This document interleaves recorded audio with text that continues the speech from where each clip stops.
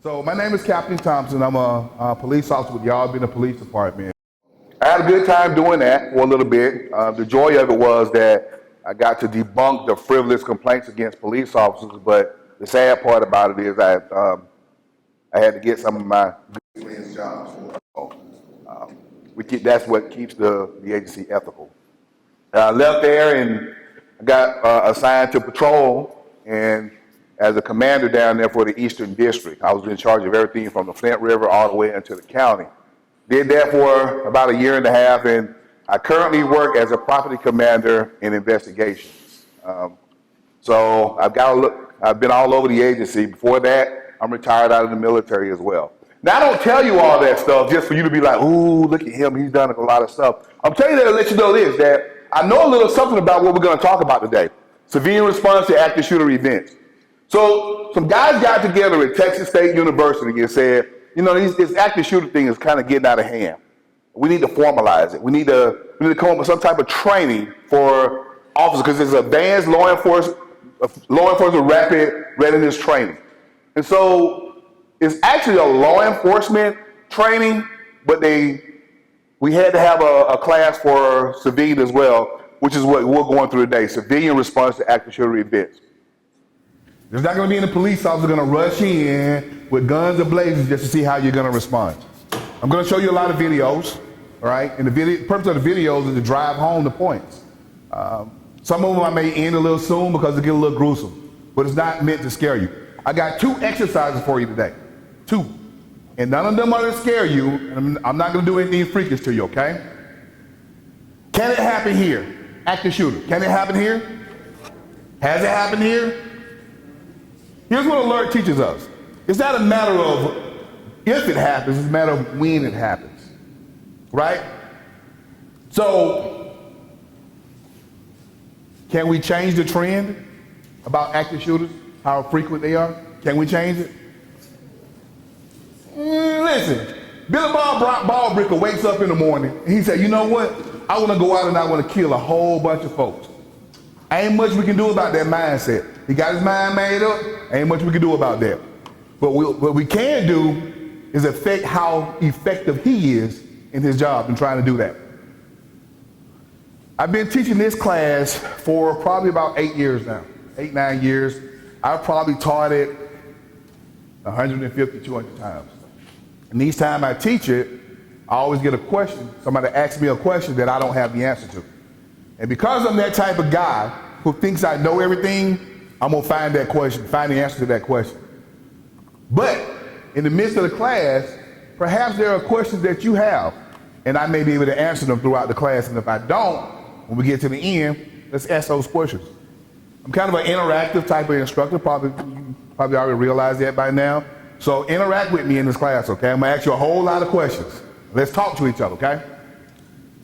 The stuff that we talk about today, will it work? You think? I'll tell you what doesn't work. You're doing nothing.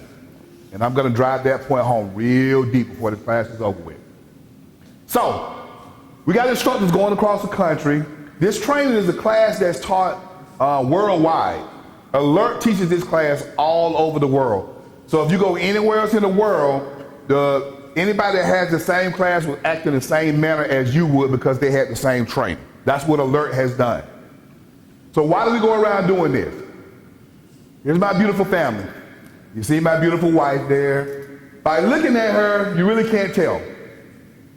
She looks all happy, go lucky, but she has an illness. She's sick. You can't tell by the pictures. She's gone to doctors, numerous of doctors. I begged and I begged and I begged for some type of solution. We can't get a solution.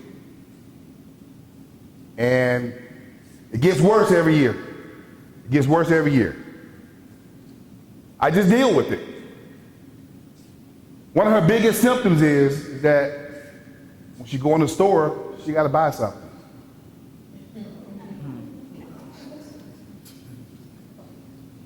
Nobody else has that problem? Am I the only one, fellas? I'm the only one with that problem? So here's what we're going to talk about today, the outline. Disaster response psychology, active shooter events and civilian response to active shooter events. By definition, who can tell me what an active shooter is? Anybody? Someone that opens fire. Okay, who else? Come on, it's like 50 y'all in here. How many? Come on. What's an active shooter? Somebody prepared to shoot more. Prepared to shoot more? Okay. What you say, ma'am? Currently. So, Department of Homeland Security and the FBI got together and says, let's put a definition to this thing. We need to figure out what it is. At the end of the day, what an active shooter is an attempted mass murderer. Someone attempted to commit as many murders in the shortest period of time. That's what we call an active shooter. They're actively doing it. We eliminate things like gang violence. We don't call that an active shooter. We just call that gang violence. But if someone walks in here right now and begins shooting, just randomly shooting people, then we call it an active shooter. If it's a domestic situation, we don't call it an active shooter. We call it a domestic situation, right? So that's all it is. Attempted mass murder. That's all it is. In 1990, if I told you that there was an active shooting in Wisconsin somewhere, what would you say he looked like? Say it again. White male. What else? Trouble past. Young. If I asked you that question back in 1990, it would be a white male, middle-aged, with a troubled past, right? Today, if I ask you that, we have no profile whatsoever. They come black, white, Korean, Haitian, tall, short. The youngest is around about 11 years old, whereas the oldest is up in their 80s. There's no defined profile now. Anybody can be one. They usually have the Avenger mindset, like they're trying to save the world from something or someone. They're trying to rid the world of all the Jews. They're trying to get rid of all the abortion clinics. They think they're doing the world a favor by doing this. They're trying to get rid of all the gays. Some broadcast it too. Do they not? They get on social media and they broadcast. And what do? We sit there and watch it. Because it's entertainment to us, right? We entertain it. And what should we be doing? We should be reporting it. Here's another thing. For those of you who live in the city of Albany, you pay some good little taxes. Your taxes pay my paycheck. And I urge you to force me to do my job. Report it. Let us do the handiwork. You can still sit there and entertain and laugh, but make us do our job. That person that's socially awkward, you rarely can have a halfway decent conversation with them, because when you try to talk to them, they never look you in the eyes. They're always standoffish, kind of like they're socially awkward. And they talk about suicide all the time. You know what? The best way to go out is to commit suicide. That's the grand way to go out. I don't want to go out no other way but commit suicide. I don't want to die of cancer. I don't want to die of anything else. I want to commit suicide. That person is always talking about that. Glorified people on TV that commit suicide. They got a history of violence. That person in the workplace that always wanted to fight somebody or always talking about violence. They grew up in violence in the household, right? Mommy and daddy was always fighting. Nana and Papa was always fighting. So much violence in the household. And then substance abuse and dependence. What is substance abuse? What is that? What do you say? Drugs. What else? Alcohol. What else? Does it have to be a drug or be something that It says substance abuse or dependence. Any kind of substance. It could be coffee for that matter. What's your name? If Ted, the compliance director, he comes to work every day and he smells like he just drunk a whole bottle of Tennessee whiskey, the apple flavored one. Can it be NyQuil? NyQuil has alcohol in it. Yes, it can be. You can actually get a DUI from that. But Ted comes to work smelling like Tennessee whiskey. Apple, right? And every day, he's walking around people because he's the compliance director. So he's around people all the time, and everybody's talking, saying, hey, he smells like liquor every day. Oh, here he comes. Here comes that wine on. He smells like liquor. I bet you he smells like liquor today. And so he comes to Lieutenant Leverette sees him one day because him and Lieutenant Leverette are really good friends. They go to church together, you know, and people at the church are talking about him too. And because she have a lot of respect and love for him, she go to him one day and she says, listen, Ted, everybody's talking about you. You're smelling like alcohol. You need to be careful about yourself. You know, when you're drinking at night or coming to work drunk, they smell it on you. And as your friend, I'm letting you know, it might be a good idea if you just, you know, might want to back off a little bit. Ted's embarrassed by this. He's embarrassed. And he says, you know what? I'm going to stop drinking. For the next 6 months, he comes to work, and you don't smell nothing on him but coffee and Sprite. Let Sprite has a smell to it, right? Problem solved, right? Right? So you remember when you were a kid, you fell and you hurt yourself, mommy put a Band-Aid on you? Well, the purpose of that Band-Aid was to what? To keep the environment out, because if the environment gets into it, it's going to get wet, infected. But you, with your bad behind, snatched that Band-Aid off and went outside and started playing, and now it's getting dirt, and the environment is getting in it, and now we're starting to get wet, infected. When Lieutenant Leverette snatched that Band-Aid off of Ted, now whatever his underlying issue was is left exposed. Now the environment gets in and it becomes infected. He stopped drinking, but he still has a problem. It's good that he stopped drinking, but what's the solution? What was it? Well, how about we go get him some help? What about, don't y'all have EAP? Why don't we get him some help? Don't just snatch that Band-Aid off and then be like, oh, he's good to go. Because he's not. He's not. And then we talk about mental illness. Now I'll tell you like this. I'm an advocate for mental illness. I'm an instructor for CIT, NAMI, National Alliance for Mental Illness. I'm an instructor for them. And I'll tell you like this. With mental illness, just like any other sickness, if it goes untreated, it can be deadly. And a history of suicidality, that person that's always attempted suicide, got a history of always trying to overdose on pills. You're looking at their arms, they got cut marks on their arms. That person. Stalking, harassing, or threatening behavior. Every time you go into the break room, they in the break room. Every time you in the hallway, they just happen to be in the hallway. Every time you go to the bathroom, they're going to the bathroom. On your way home from work, you stop at the gas station, they at the gas station. Or that person that when you get home and go to your mailbox, they pass somebody out, Papa, how you doing? That stalkish person. Or that person that's at the job, always, when they walk past you, they bump you on the shoulder. They always got to touch you or nudge you in some type of manner. Always talk about what they'll do to you. And Chief Percy, anytime we have a graduating class from the police academy, Chief Percy always come out and he talks to the graduating class, but he also talks to the family.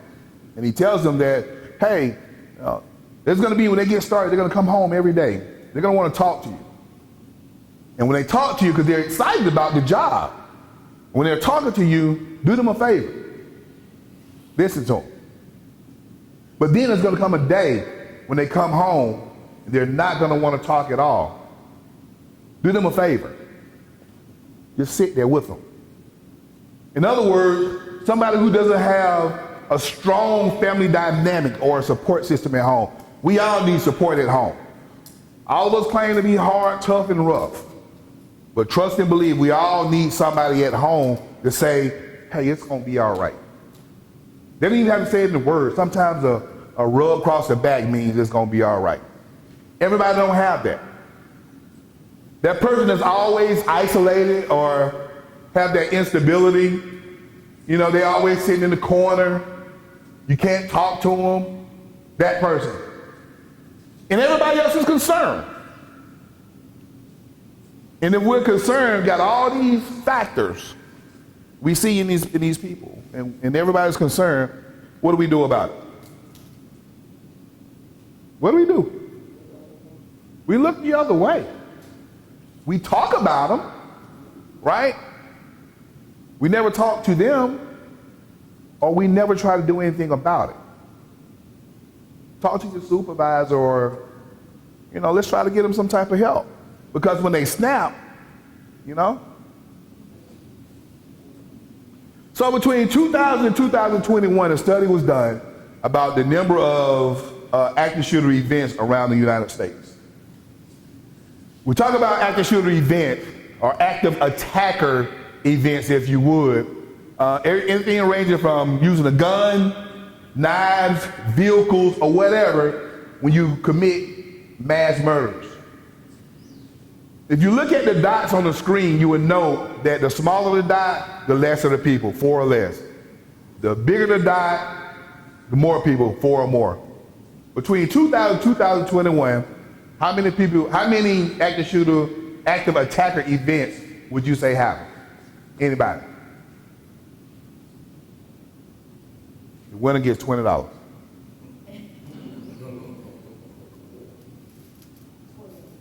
12 events between 20 and 21? Okay. Who else?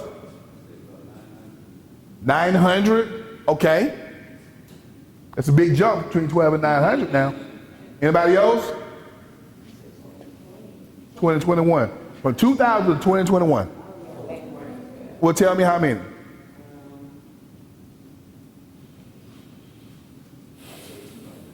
$200. That's a good number. Notice that none of the United States is exempt except for up there in that northern region. Why is that?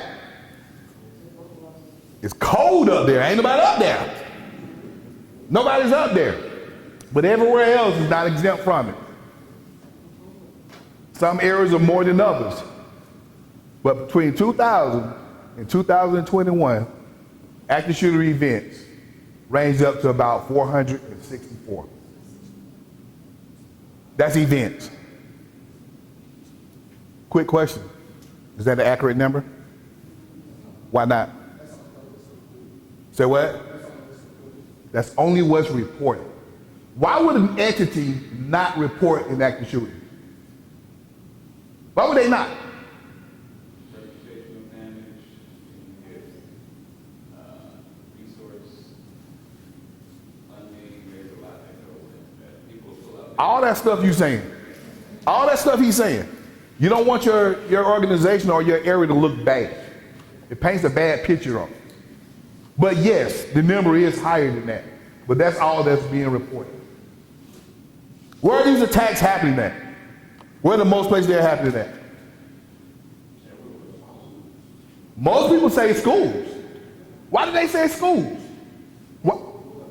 Because that's what sells. Little children being killed. That's what sells. But the reality of it is, it's in commerce. Shopping malls and plazas and whatnot. 9 times out of 10, where my wife's gonna be at? We just talked about that, right? So the attacker, it used to be twisted around, but 58% now have no connection to the area, whereas another 42% does. Either they frequented it, they used to work there, they shop there, or whatever.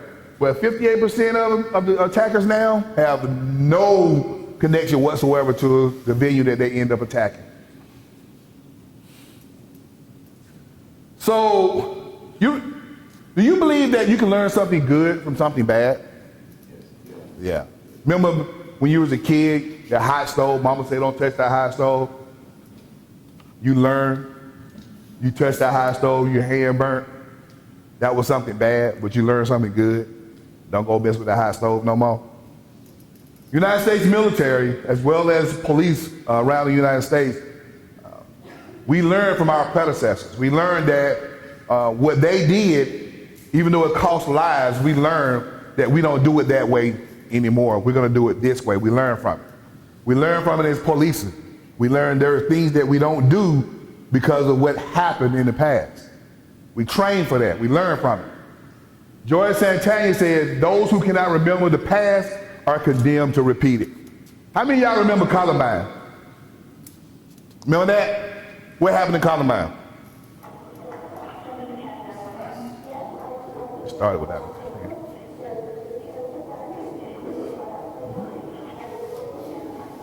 Back to shooting.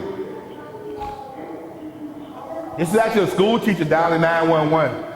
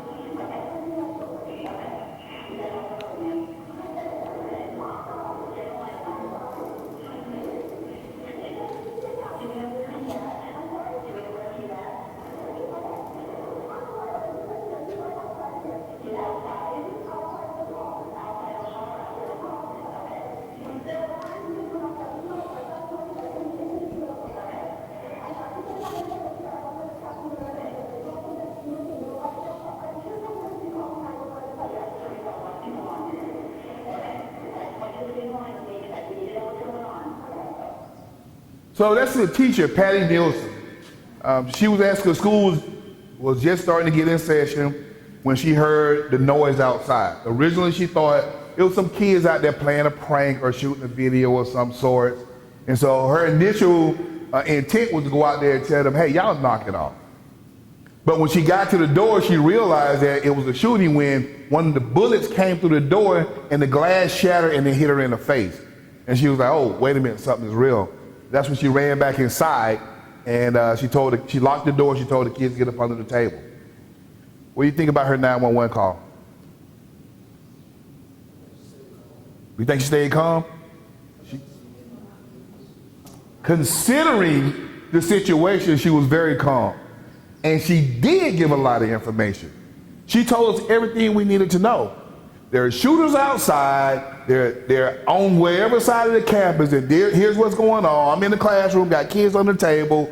911 dispatcher was frantic, listened to her saying this, like, okay, what's going on? Don't know if you know it or not, but 911 dispatchers are trained to keep you on the line at the same time they got police on the way to you or whatever emergency service is on the way to you. But here's the thing. Police were there in like 2 minutes. They didn't find the killers until 3 hours later. Why do you think that's so? I'll tell you. In 1999, police was trained that when you respond to an active shooter event, you get there, you're the first officer on the scene, you wait until a team forms up. When you get a team of people, then you go in and you eliminate them. That's what happened back in 1999 in Columbine. While the kids were inside of their school being killed, because they ended up forcing them inside of the library. They really was after most of the athletes and the blacks and the homosexuals. That's what they wanted to kill. And so they forced them into the library. Now, most libraries at school, one way in, one way out. They're stuck now. They antagonize them one by one. They're executing them, shooting them. Police was outside the door, waiting for a team to form up. Imagine being in a situation like that.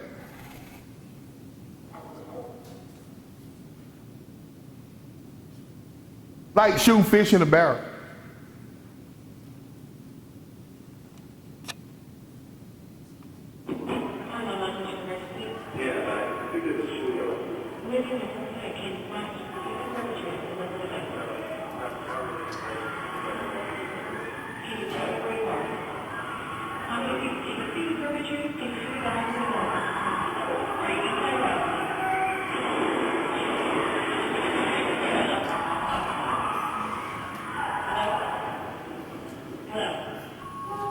These two guys had guns, several guns.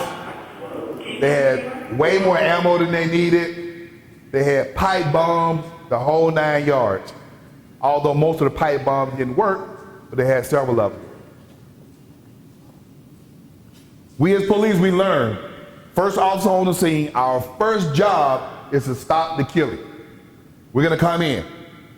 First officer on the job, on site. So in 2014 in Santa Barbara, California, a young man, he was very privileged. His mom and dad took pretty good care of him. His dad worked for a production company in California. And so he had a problem. He couldn't realize why he drove the fanciest cars, had $300 sunglasses, but females still would not give him any attention. A perfect example, this young man actually made several posts on social media, several of them on social media, saying, you know, I don't understand why nobody want to talk to me. And he talked about killing people and killing himself and whatnot. Everybody saw it on social media, and guess what they did? They ignored it.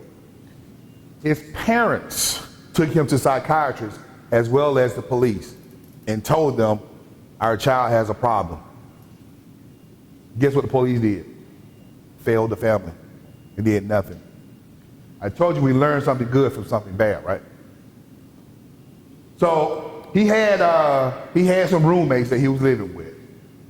And he went home and he just started stabbing them. 3 of them he stabbed. He then got in his car and he went down the road and he started running people over, killing them. He pulled out his gun and he started shooting people, killing them. That's what we call a mass active attack. Before it was all said and done, he had killed 7 people, he'd injured another 14 people. All because nothing was done. We all remember the Pulse nightclub shooting in 2016. This guy frequented the club. He went in and just started actively shooting people. Before it was all said and done, you had 49 people killed and 53 people shot. Now, I'm not a mathematician. Can somebody please tell me what 49 and 53 equals? 102? Help me understand, and I'll wait when answer. Help me understand how 102 people can get shot by one man. I'll wait for an explanation. I've heard them all. Huh? I didn't hear you. Close proximity. Okay. That's even less of a chance that he will be able to survive that. Somebody's gonna get shot. But not 102 people need to get shot. I don't care how you look at it. They were scared and they hunkered down and they just waited to get shot. We ain't gonna have that. We're gonna teach that in this class. We're not gonna have that. We're not gonna sit around and wait to be shot and or killed. Okay? He had more than enough bullets for, he had bullets for them and some more. Has nothing to do with the price of tea in China. With the minimum amount of people in here now, if I pull my gun out and start shooting, how in the world am I gonna be able to shoot all of y'all? I don't care how many bullets I got. How can I do that? My name ain't Clint Eastwood. We'll talk about it. Don't worry, I'm gonna drive it home. Las Vegas, Nevada in 2017, there was a concert going on. And right outside the Mandalay Bay Hotel, guy went up in the 32nd floor. Now he's in the elevated position. For those who know anything about military, we like the elevated position. And he started shooting down. He started killing folks. Before it was all said and done, he killed 59 people and injured at least 851. They were in an open area and they just started running away. All of them wasn't killed by gunfire. Some was killed by being trampled on. Yeah, trying to get away. Who knows the difference between cover and concealment? Anybody know? Anybody want to take a stab at it? No? One what? Okay. What's the other one?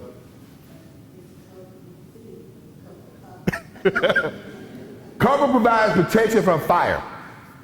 That's what we call cover. These tables right here ain't gonna stop nothing but a BB gun. Won't even stop a 22.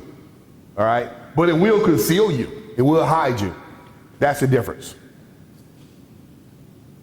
Sutherland Springs, Texas. Church had just got started.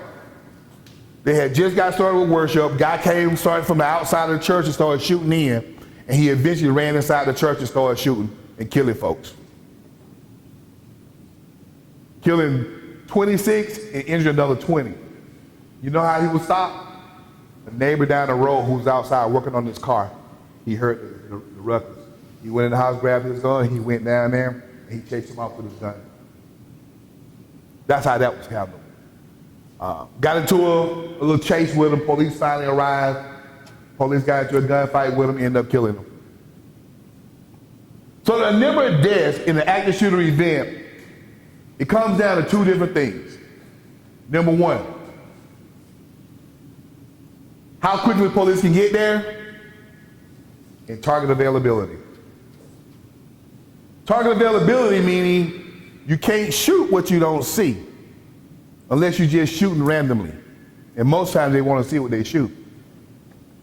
But in an active shooter event, the police is going to be on their way.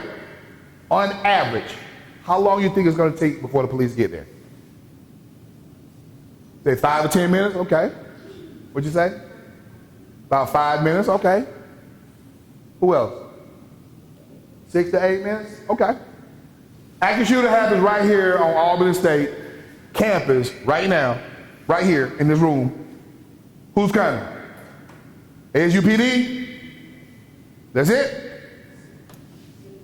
City, county, sheriff, who else? Everybody's coming. Everybody's coming. Anybody ever played sports before? You hate practicing, but put me in the game, coach. We've been practicing for an active shooter event ever since we started in the police academy. And this is the game. Every police agency surrounding, we talk about Lee County, everybody's coming. So on average, about 3 minutes. On average, about 3 minutes. Everybody's coming to get into that fight. So a young lady by the name of Amanda Ridley, she did a story in the New York Times, and it was called Disaster Response, the Background Science of How People Behave in High-Stress Events. And in her book, she said that there was 3 phases of disaster response: denial, deliberation, and decisive moment. Remember those 3. We're going to drive them home here in a second. In denial stage, people deny that something is actually happening. For example, if you hear a loud noise, bang! The human brain tells you to rationalize what that is. Oh, that had to be a table falling or something. Because nobody could be shooting inside of this building. You're walking down the road, bang! Oh, that got to be a car backfiring or something. Or maybe it was fireworks. It definitely couldn't have been somebody shooting. And it cost us. It cost us time. Unless something else happens. If in this room right here, you hear a loud bang, and I take off running, guess what everybody else gonna do? What Cedric Entertainer said? Will you run when somebody else run? But we hear a bang, and I look over, and I keep teaching like nothing's happened. What y'all gonna do? Y'all gonna sit here and keep listening? If he didn't react, then it must be okay. We gotta get out of that mindset. We gotta get that mindset that if we hear a bang, we take off running. Everybody in this classroom gonna laugh at you. You scary. But if it happened again, you run again. And let them laugh at you again. Because the next time it happens, you're gonna be the one to be able to tell the story. Y'all ain't gonna be laughing. Make sense?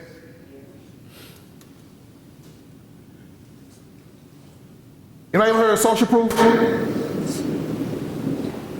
Place like this street in New York City, if you were unfortunate enough to be the victim of a crime or taken ill unexpectedly, you might think that surrounded by all these people, someone would intervene.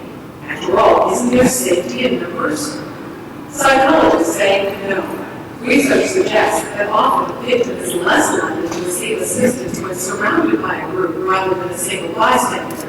When people are in a crowd, it's easier to pass the buck. It's what psychologists call the diffusion of responsibility. Liverpool Street Station in London, a busy thoroughfare for commuters. Unknown to these passers-by, Peter is an actor. As part of an experiment on bystander apathy, he's pretending to be ill. How long before he gets help?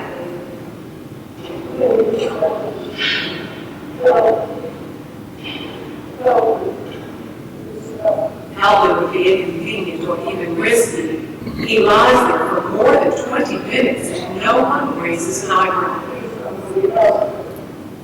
It's always very distressing to watch situations like this where people are obviously suffering and no one's actually helping them. But what we have here is two conflicting groups. One is the rule we ought to help, and the other is the rule that we ought to do everybody else is doing. And here you have a group of effectively strangers who are exerting the pressure not to intervene, not to help, and it's very difficult to rebel. Ruth, another actor, takes Peter's place. How long before she receives help?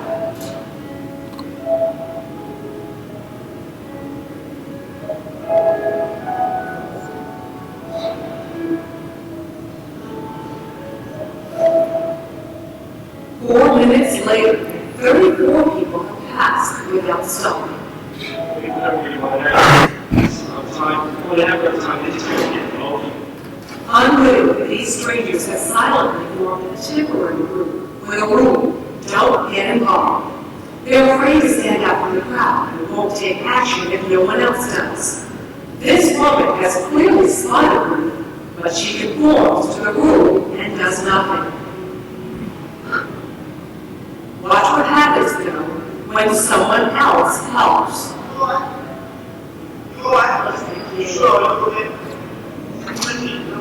She suddenly finds herself in a different room with a new rule to help. And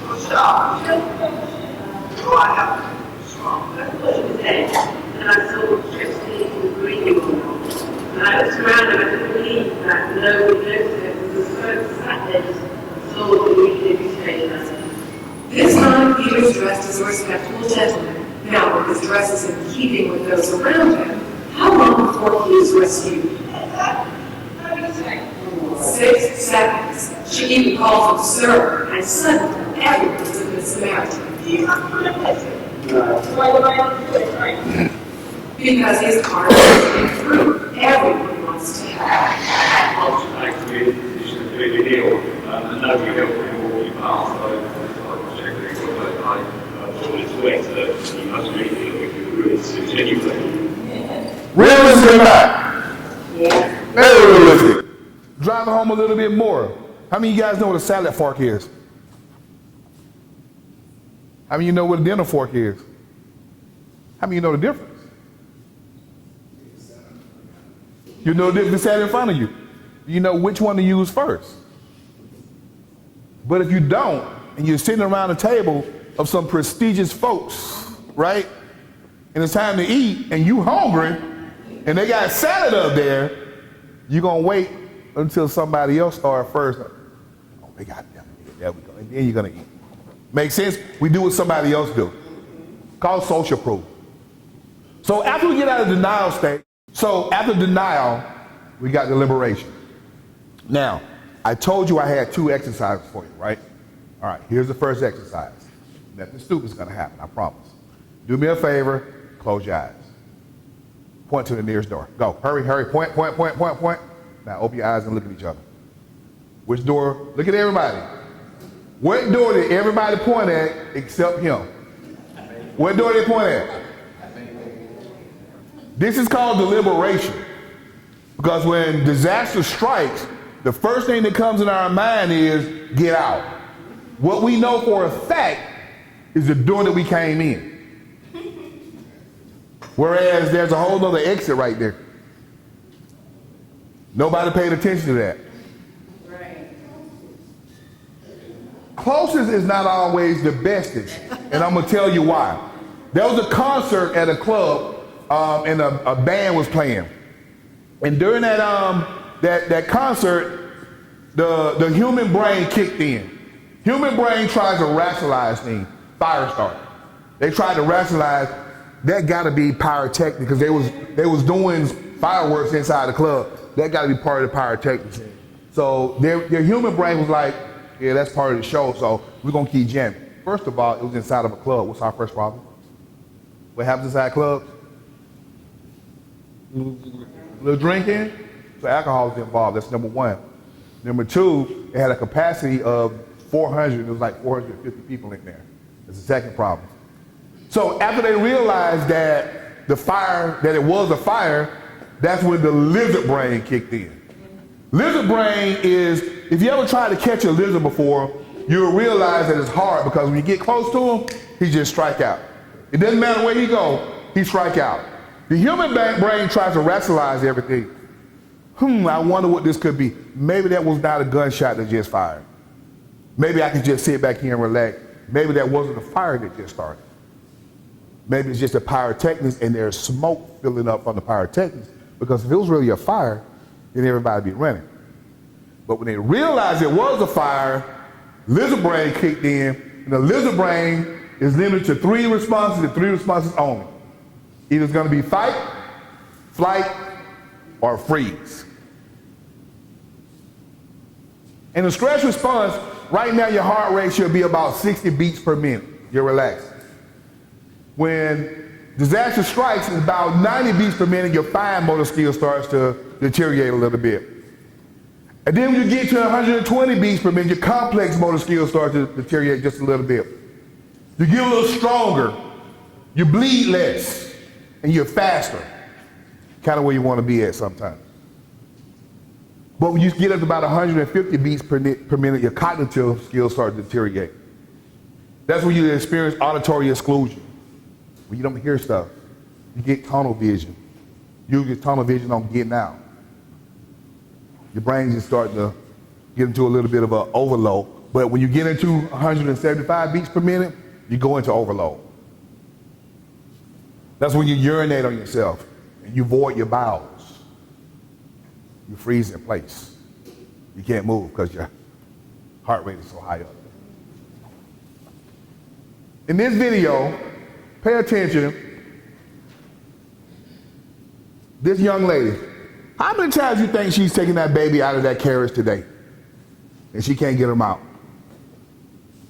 Because her stress response is high. Her blood pressure is up there and she can't get him out.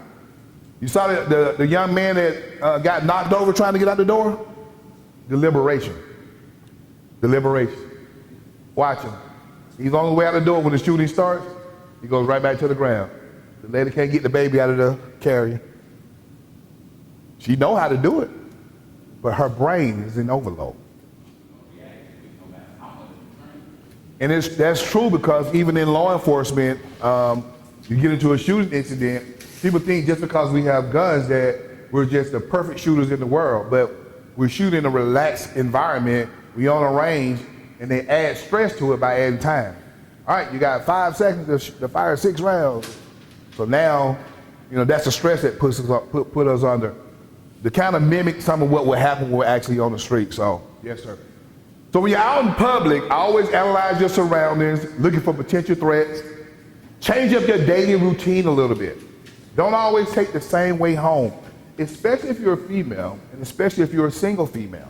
Don't always take the same route home. Instead of going to the right, go to the left sometimes. Always have an escape plan or a backup plan. Visualize potential encounters and how you would respond, and just kind of stay in that yellow condition. Here's a station nightclub. This is where the fire situation I just told you about. So the fire has already started. And as you can see, the substance is still up in the air. Smoke is starting to billow. and they haven't realized it yet until one brave soul says, hey, it's a fire, let's go. So at first they were in denial. Now they're in deliberation. They're trying to get out of the club now. Now, if you got 450 patrons in that small confined space, it's gonna take a minute to get out that door. What door you think they went out? The door they came in, which is more of a controlled area because that's where they get the money at, right?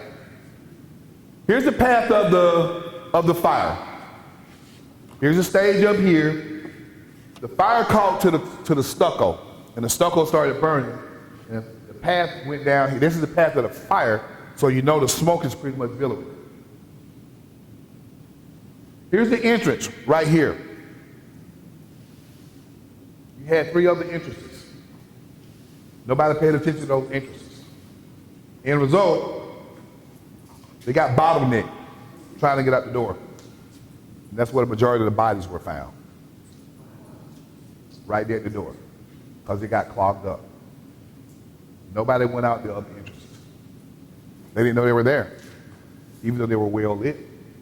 They didn't know they were there. That's where the bodies were found. So I'm saying this to you to say this. Always know where your ex is at when you walk inside of a venue. I used to do my little boy like that. I used to do them like that all the time. We go into a restaurant or somewhere, me and his mom, we sit down. I go up to him and I say, hey, look at me, look right up, right. Where's the nearest exit? He started figuring it out. I don't do it to him anymore. But now he come up to me and he be like, Daddy, look, Daddy, look. Where's the nearest exit? You know? And we laugh about it. But I'm glad he learned that. He learned that at a young age. To always know where your exits are. So at the deliberation stage, calm yourself. Do combat breathing. Listen, combat breathing really does work. In through your nose, hold for a second, slowly blow out your mouth. Do that in succession. It works. Because your guys are a very intimidating group, I had to do that before I started teaching this morning. That was a joke. Shift your emotions from being scared to survival. And you got a mental script. You have to practice what you want to do.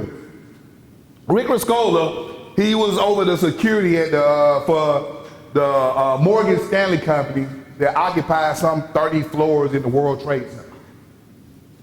And during the first bombing in '93, Rick Riscola says, hey, we need to implement some security measures because if we don't, you know, we're going to subject it to a bomb attack. Guess what happened? They had a bomb attack. Because of that, he gained a whole lot of credibility. And so they said, okay, we need to start listening to this guy because he might know what he's talking about. So Rick Riscola says, okay, well, we need to get out of this building because we're subject to a plane attack. These buildings are too tall. We need to get out of this building. And there's another building around the corner about 4 blocks away. We probably should go to it. Morgan Stanley said, no, we can't go. Guess why they wouldn't move? They were still on the lease. The other building cost some money. So they decided to remain in the World Trade Center. Rick Riscola says that, okay, you put me in charge of security, I'm going to secure my people. And so quarterly, he had his people to evacuate the building on a drill, 2 abreast down the stairs. Keep in mind, they occupied 32 floors in the World Trade Center. You think that upset the higher ups? It did. When the first plane hit, everybody was looking out the window like, okay, what's going on? The World Trade Center security says everything is under control. Please remain at your desk. While everybody else was calling each other, you okay, you okay, you okay? Rick Riscola looked out the window and said, nah, evacuate. Exactly like he taught them the past few quarters, 2 abreast, they went down the stairway and they evacuated out of the building. Almost 3,000 people, lives were saved. 2 people side by side. That's what he trained them to do. And almost 3,000 people's lives were saved because of that. He was last seen going back inside the building for other people, for other survivors. He was never seen again. His body was never recovered. What I'm trying to tell you is, you got to script what you're going to do. If you work inside of a building, what are you going to do if it happens? If you're in charge of a classroom, what are you going to do when it happens? You can't just say we're going to do it right now. You got to figure it out beforehand. Remember in elementary school, we had those tornado drills? We had to get in the hallway, put our head between our legs and stuff. Remember that? That was scripting. At church, I script at church now. All I do is go up in front of the church and I say, go. And everybody gets up and in an orderly fashion, they go out a different door, go outside. We script it. So when it does happen, it's going to move a little bit faster, but they're going to be more orderly because they know what to do. Make sense? In severe response, hey, if you hear gunshots,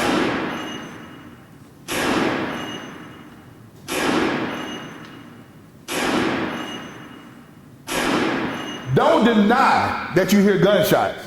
Go directly to deliberation.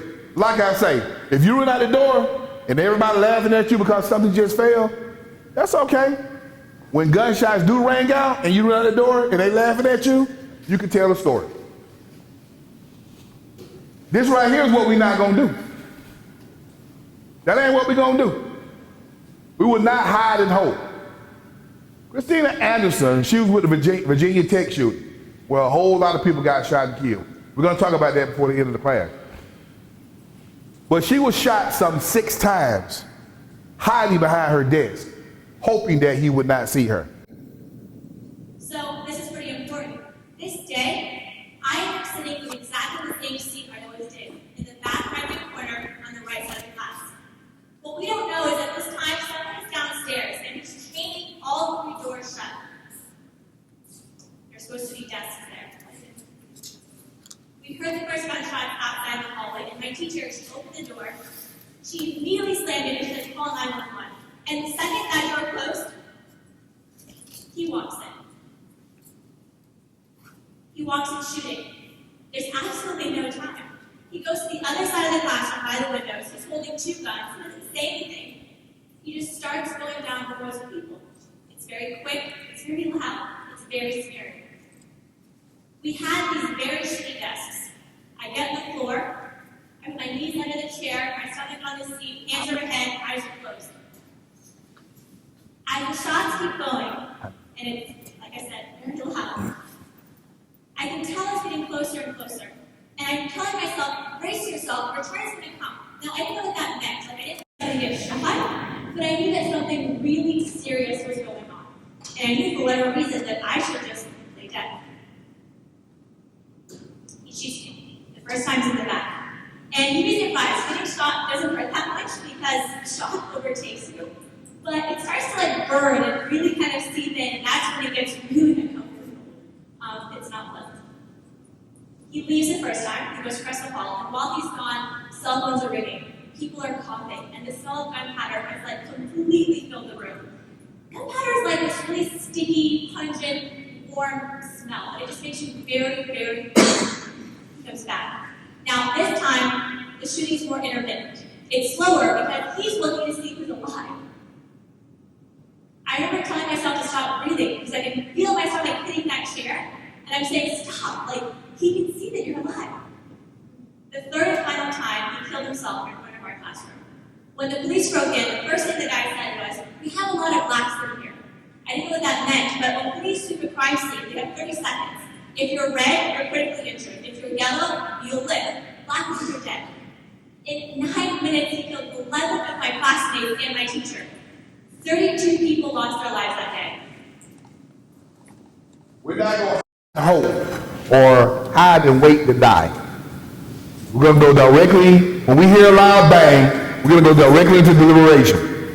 We're going to go into something that we call avoid, deny, defend. And avoid, we're going to run away. First thing we're going to try to do is get away. Now listen, if you run and you get out the door, stay out the door. Don't come back in looking for Keisha. Because Keisha outside looking for you. Run, get away. If you can't get away, then you just deny him access to you. You hide. You go into a room, lock the door, turn the lights off, and with all due respect, shut up. Be quiet. Because he's listening for his next victim. You can pray. Ain't nothing wrong with praying. My God hears silent prayers. So go ahead and pray silently, but be quiet. Close the doors, lock them if you can. If you can't lock them, pile as many things up against that door as you possibly can. These tables right here are real light and flimsy. One of them is, but 10 of them real heavy. Pile 10 of them up against the door. Make it difficult for him to get to you. Deny him access to you. Listen, if you can't run and get away, if you can't deny him access to you, you gotta knuckle up. We gotta fight, y'all. We gotta fight. I can't think of a room that you can go in that don't have a weapon. How many people got a weapon in here right now? Anybody? You got a weapon with you? Where's your weapon? You gonna throw your cell phone? What you gonna throw? You gonna throw a chair? You gonna throw your laptop? Hey, that's the company laptop, ain't it? Hey. Yeah, throw it. You got chairs, tables, cell phones. Some of them duties, birds y'all got running around here. Throw them. Because imagine this. Imagine I'm the shooter, and I'm shooting, but everybody's throwing stuff at me. Am I just gonna sit here and keep shooting? What am I be doing? I'm gonna be ducking and dodging, right?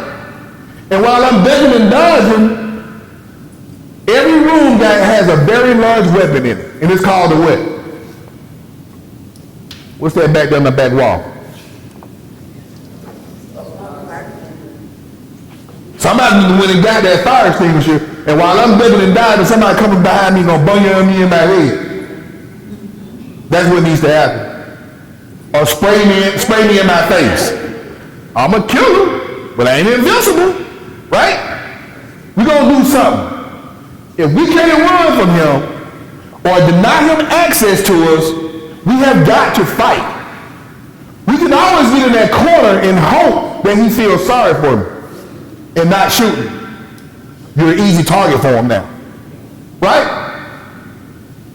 Or we can all pick up a chair or two, a cell phone or two, and start slinging them until we take care of them.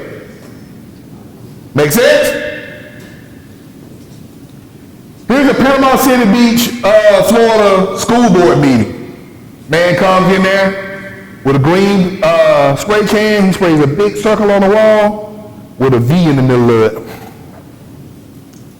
Now, I don't know about y'all, but if somebody came in the room and did that with me, my spidey sense is gonna go off. It's time to get up and go.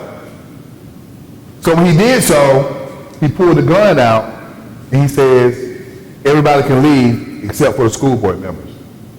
Guess what everybody did? Nope, they sat right there. What stage were they in? They were in denial. They were in denial. In fact, he told them twice before they finally got up and left. Then, when they left out, the young lady came back in to attack him. It didn't work out so well for him. We need technology to notice some of the struggles we have there, and it's part of the plan we have, and we'll shut one and a half hours to speed. This will be the first step in that whole process.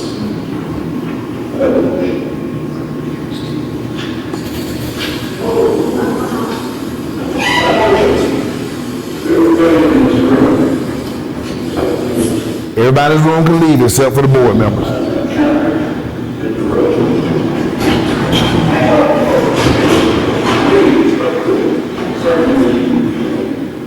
What does the clerk do? Get up under the desk, right? Now he said it again. What they doing? They gotta get their pocketbook, their umbrella. What you picking up stuff for? You better get up and get out of there. Hey, sir. John, just like Tom, we speak. Now you see grandma? She hit with a pocketbook. Lizard brain, right? Fight, flight, or freeze. She froze.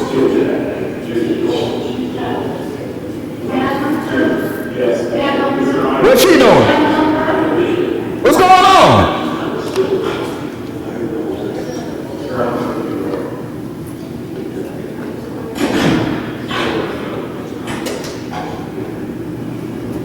School police comes in and says, and he says to the school police, hey, you got a real gun? School police say, yeah. So you better go get it. Well, the school police goes back to his car, get his gun, come back in, and they engage in a firefight right there. He ends up shooting the guy.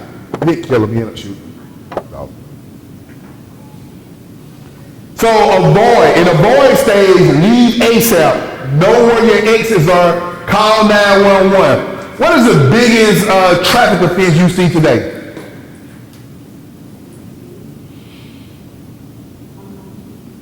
On the phone. It's called what?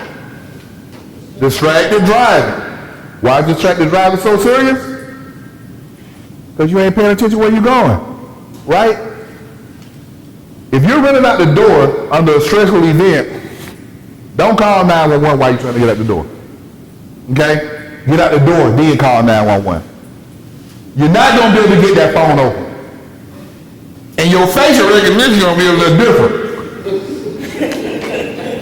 It's going to be a little different. So get out the door, then call 911.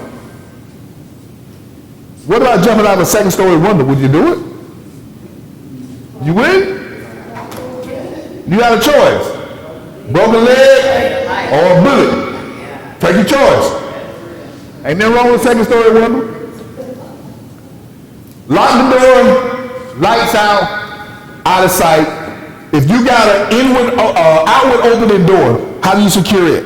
Well, this does two resistance zones. Ma'am? What? Gotcha. So, if you got an outward opening door, how are we going to secure that? Men, how are we going to secure it? Huh? Something like what? How about your belt? Put your belt on the handle and you hold it closed. Right? Hold it closed. Winner, what you going to use? Okay, you don't have your pocketbook with you. What you going to use? Your what? Your bra. Them things strong. Them things strong. I'm telling you now. I don't see you put in work. They strong. Take your bra off, put it on that handle, and you hold it closed. Now listen, if he gets to shooting and he shoot through that door, you might get shot. Y'all move out the way, next person hold it, because he's shooting blindly. He's just going to shoot blindly. You hold that door closed until he decides that this is the target I want, and he'll go somewhere else. But do not allow him to get access to you. Keep it closed. Get you as many chairs, tables, whatever is possible, and pile it up against that door. Deny him access to you. And if it just so happens that he defeats it, and he gets in, make sure when you get through that door, you got something waiting on him. Be it a chair, fire extinguisher, a table, or whatever. Make him regret wanting to come in that room. Okay? But do not give up. You got to fight through it. If you're in a room where there's a wall with windows on it, where do you want to be at? You want to be on that wall where the windows are. Why is that? If you're peeping in, it's hard for him to see us right here, right? But if I'm standing right there, he can see me real good. We talked about barricading the door. The heavier, the more, the better. Deny him access to you. We talked about outward opening doors. Hey, you ever seen a door stop and things you put on the floor and stop the door from closing? Guess what they do? Keep the door closed too. You know that? You put them on the other side of the door, stick them under there, they keep the door from opening. You can use that as well. Teachers do, how much they care even in the face of terror. And I sat down with the first grade teacher at that school, Caitlin Roig. She heard gunfire, large windows exposed her classroom, so she managed to rush 15 small children into a tiny bathroom to try to save their lives. One of my students was talking about the toilet was I just knew we had to get in there. He was just telling them it's going to be okay, you're going to be all right. I had pulled the bookshelf before I closed the door in front of it. So it was we were completely barricaded in. Did you tell them to be quiet? Did you? Oh, yes. What were you? No, I told them to be quiet. I told them we had to be absolutely quiet. Because I was just so afraid that if you did come in and then you would hear us, then you would maybe just start shooting the door. So I said, no, you just have to be absolutely quiet. And we have, I said, there are bad guys out there now, and we do the good guys. And I wanted us to be okay. And it's so sad that there are people who in this situation are not okay. And my heart goes out to anyone who knew them and was part of it. I was like, I just can't imagine. Did they cry?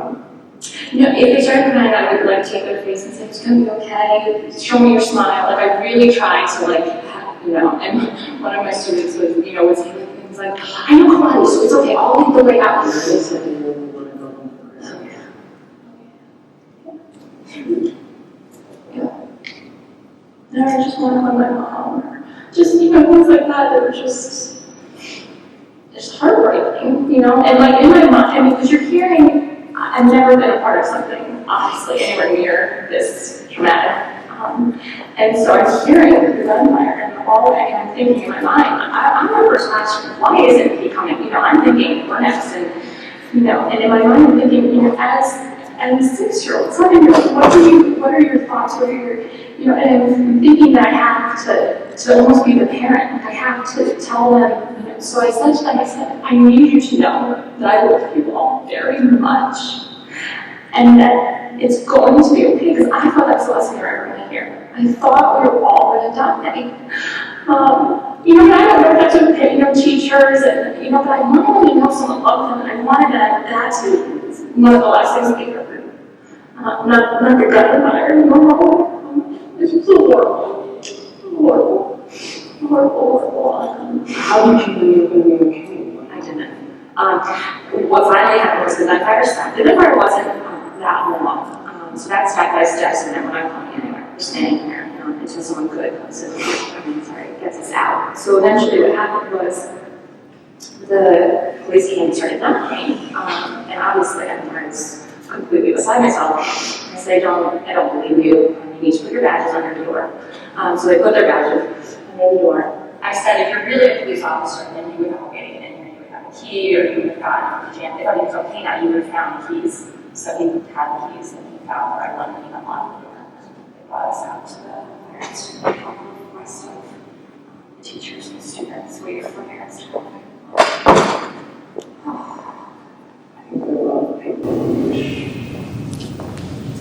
Why do you think that news lady, why do you think she was talking to her about that? No, she knows it. That's why she was talking to her. She knows it. Why would you re-traumatize that lady like that for your story? I told you that school shootings is what sells. That's what sells. That's why everybody it's reasons right here why people think that most shootings are at schools. Because that's what sells. She had no business last night later that. Re-traumatizing her.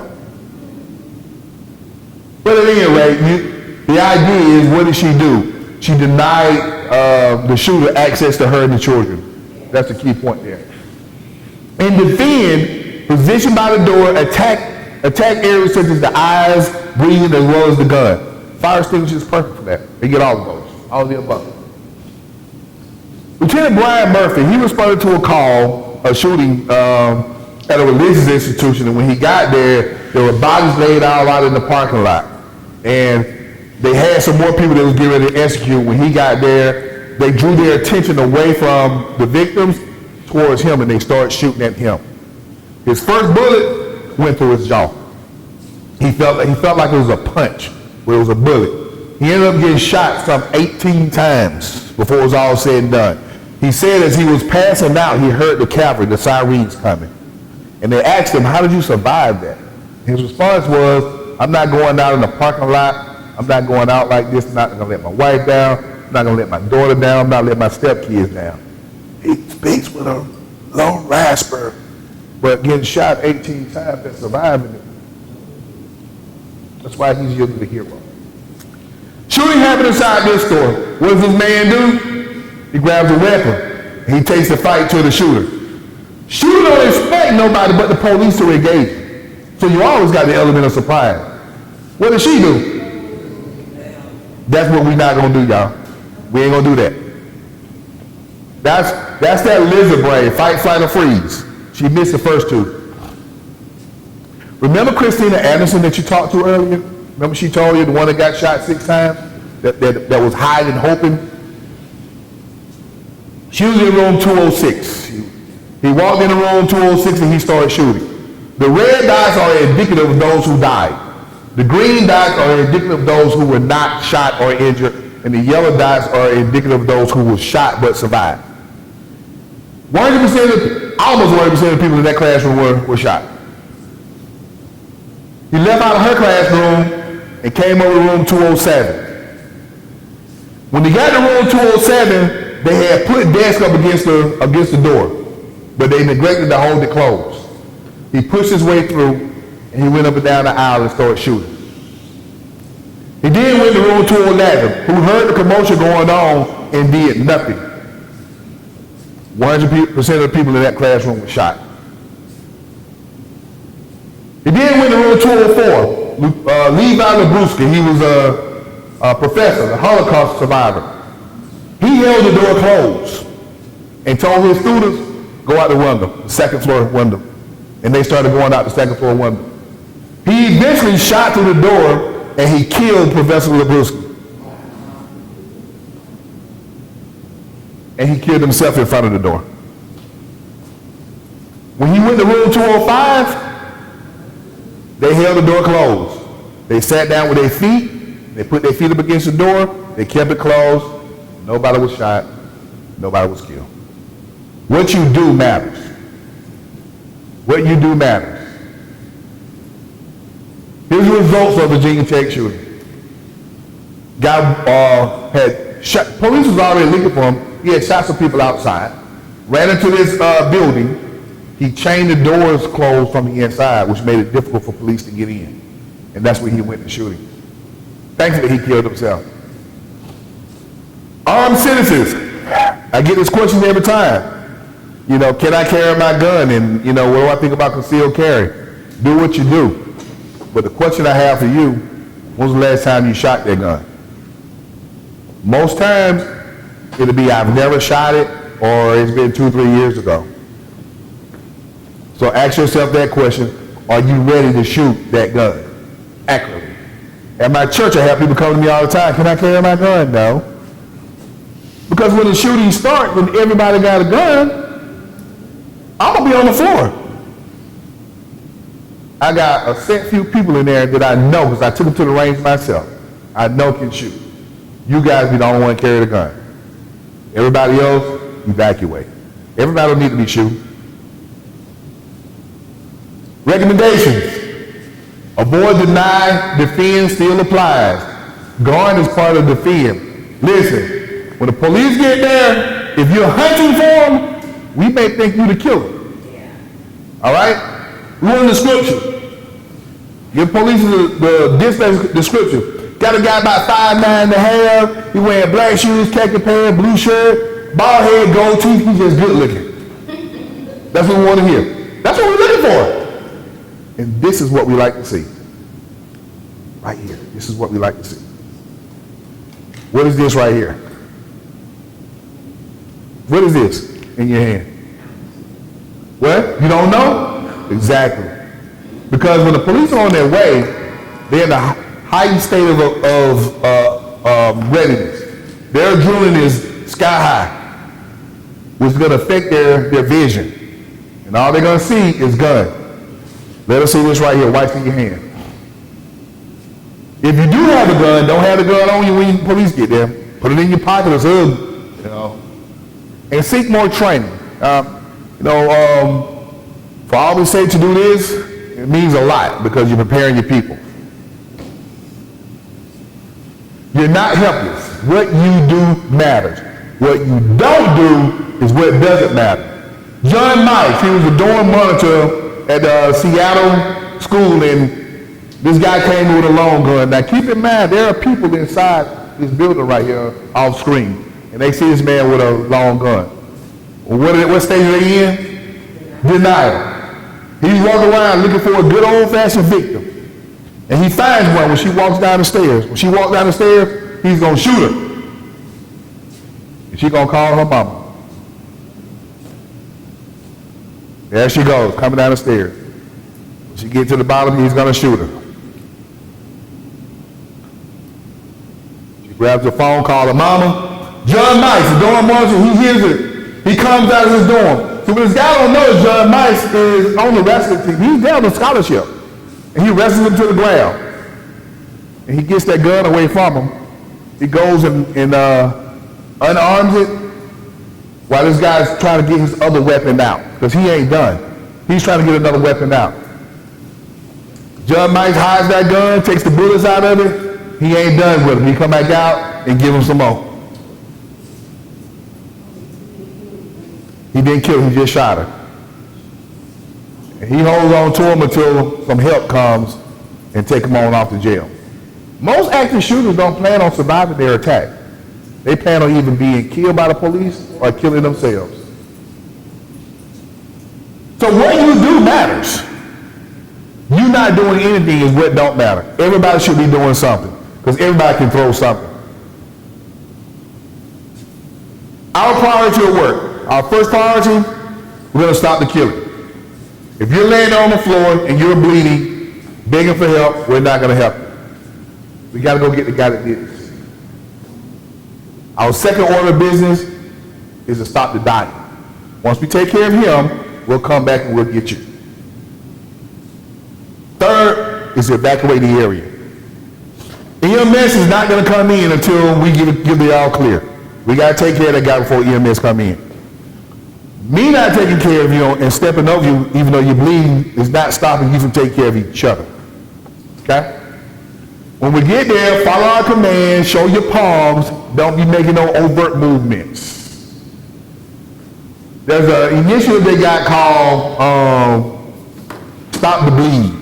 And it basically teaches you how to stop heavy bleeding or arterial bleeding. So that's a good class to take as well. So we talked about a whole lot of active shooter events during the class, right? If you note, I didn't name either one of them. A nobody can become somebody just like that by affecting a whole bunch of people's lives. And we don't put names to them. Alert teachers don't do that. However, we'll talk about Victoria Soto, first grade teacher. She gave her life to save her children. We'll call people named out like her. Or Angela McQueen, PE teacher. When the active shooter came in, she attacked him and held him down until the police got there. We'll talk about folks like this. But those other jokers, we're not going to talk about them. We're not going to give them any energy whatsoever. So today we talked about active shooter events, disaster response, avoid, deny, and defend. We talked about the Virginia case study. What are your questions? Cool. Last thing. Remember I told you I had 2 exercises for you, right?